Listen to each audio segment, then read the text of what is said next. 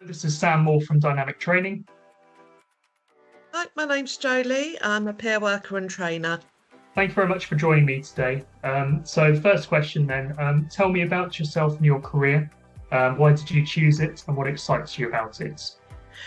So I started working in health and social care industry when I was 14, when I was at school, which isn't something that happens now with new guidelines and processes, and it's really quite surprising when I think back now that someone so young was able to work in that field.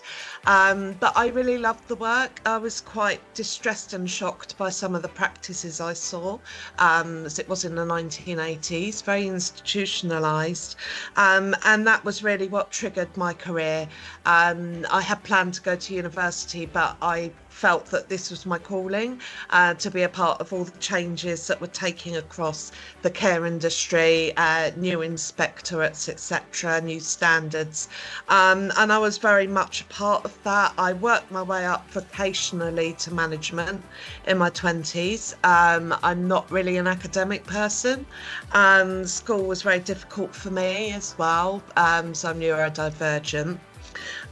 So I worked in this career, did really well, but in my 30s I experienced burnout and compassion fatigue. I have had challenges with my mental health since my teenage years, but it all kind of came crashing down at the same time. So I had maybe 3 years when I needed to recover from burnout, and work on my well-being. And as I was coming to the end of my treatment, there was an opportunity to train as a peer worker.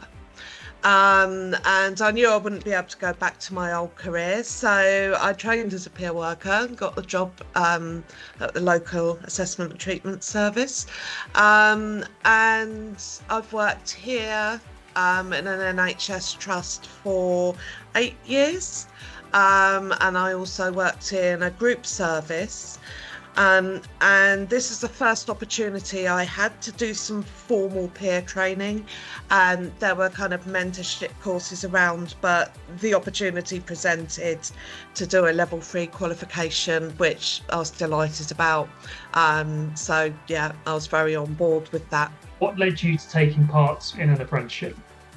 Yeah, the opportunity sort of presented itself really by the trust. I was sent an email, and we were offered the opportunity to apply.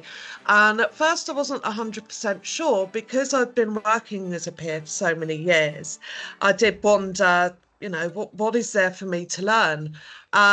So yeah, I kind of applied out of curiosity really, to see what it was about and if there was anything to learn. And I found out there was a lot to learn. So yeah, really pleased to have been given the opportunity to apply. So, the next question, how did you find your time as an apprentice? How did your skills and development coach support you during your time as an apprentice? Okay, my coach has been amazing. We get on really well, but from the start, what I really appreciated about her was she took my kind of challenges with neurodivergence into account and was able to tailor the sessions to me, and support me with my kind of additional learning needs, if you like. She was very, very kind, very warm, very knowledgeable as well. And I really liked that she had worked in a peer organisation and she wasn't someone who had just come in and said, right, okay, I'm going to deliver this. She really knows what she's talking about, and I've learnt a lot from her. And yeah, she's just always been around if I've needed to ask anything, really supportive, particularly with me having to redo my English and maths, which was probably the thing I was most anxious about, but she was really helpful, really supportive, and I got through those a lot easier than if she hadn't been around, I think.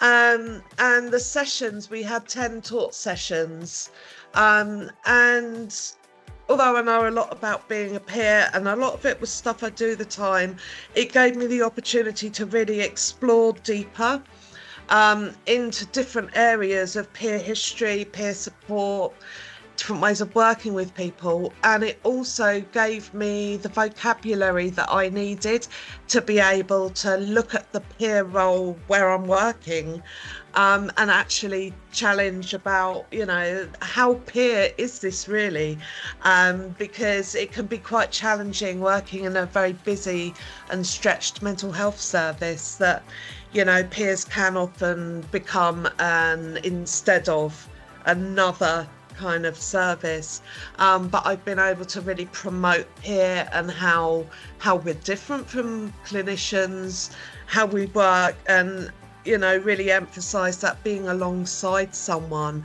and being an intervention as well as other sort of treatments. And I feel without the apprenticeship, I wouldn't have been able to do that. So yeah, it's just been a really, really positive experience. Brilliant. That's a really interesting answer. Just to follow up on one of your points, you sort of mentioned about the English and maths side of things. How did your skills and development coach were there any particular ways in which she was able to assist you with that? Can you remember? Yeah, she gave me loads and loads of mock papers to practice on. Yeah.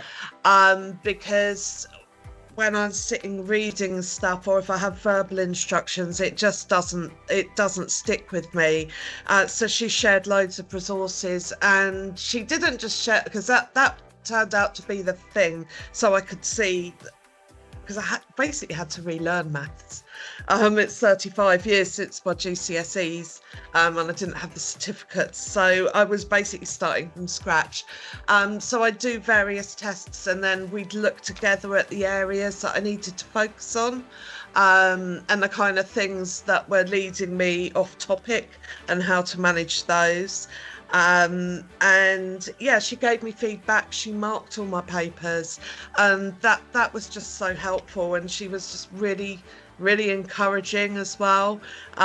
She believed in me when I wasn't too sure if I believed in my myself really. So yeah, it was great for my self-confidence as well. The next question then, if you could pick one moment which stands out from your time as an apprentice, what would it be?